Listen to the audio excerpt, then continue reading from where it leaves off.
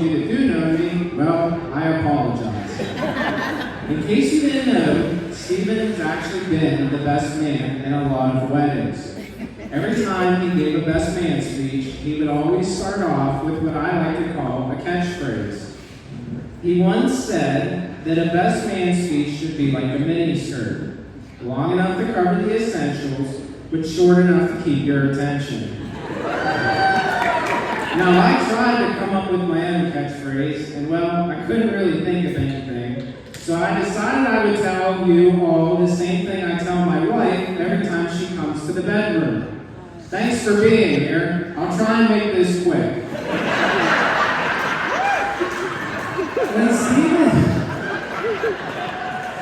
When Stephen asked me to be his best man, I really think he thought he was doing me a favor.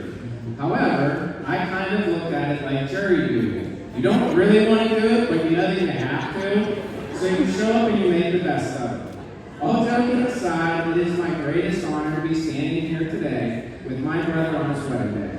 Now, this little party between Stephen and I started in the late days of January 1998. A relationship that started off with baby steps eventually grew into a lifelong friendship. Growing up with Stephen as my older brother was always exciting for me because I never actually hung out with kids my own age. Instead, I would do everything with Stephen and his friends who were much older than me. Now, this had its pros and its cons. Since I was the youngest, I was always the first one that had to try something, even when everyone knew it wasn't a good idea. As a result, my concussion record is displayed in the Indiana Hospital with a gold award next to it. Stephen and I have had more fun together in the last 27 years than most people will in a lifetime. And anyone that has us on Snapchat can definitely agree to that. Whether it was totaling my Jeep off the highwall, me giving you a black eye the day before your college graduation, or us swearing at the bishop in church when we were kids, we always seem to find ourselves in situations that people can only read about in books. I think one of my favorite times was when Stephen and I traveled to Indianapolis for months during the Supercross when I was 18. When we arrived in Indianapolis, well, I can't really tell you more about that trip because you guys will never look at us the same again. Stephen, I've always looked up to you, and I've always strived to be like you someday.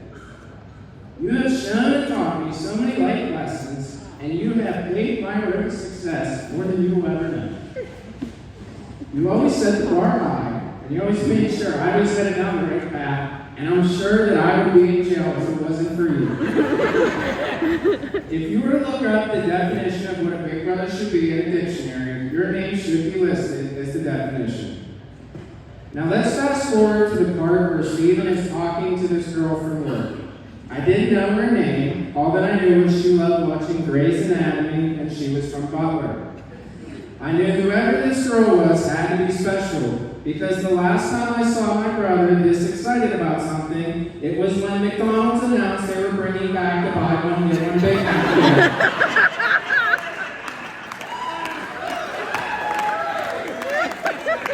So the day finally came when Stephen decided he wanted all of us to meet Maddie.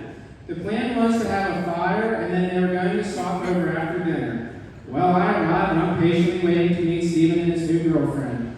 Time kept passing by, and no signs of Stephen or Maddie.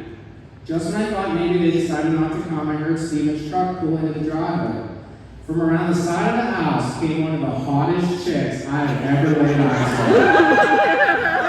She was tall, had freshly waxed, long tan legs, really nice little arms on her. And I thought to myself, damn, Steve, you really hit it out of the park with this one. As this girl got closer, I soon realized it was actually my cousin Tyler. It is amazing how much Tyler actually resembles a 22-year-old college student. Maddie, you are the perfect addition to our friend group and our family. We are all so proud of you and all that you have accomplished in the time you have known us. From being an outstanding student in college to passing PA school and landing a very good job, it has been a joy watching you grow not only academically, but as a fine young lady as well. And even though you will never admit it, I know that you know that I am better at dancing dancing to Rasputin on Just Dance.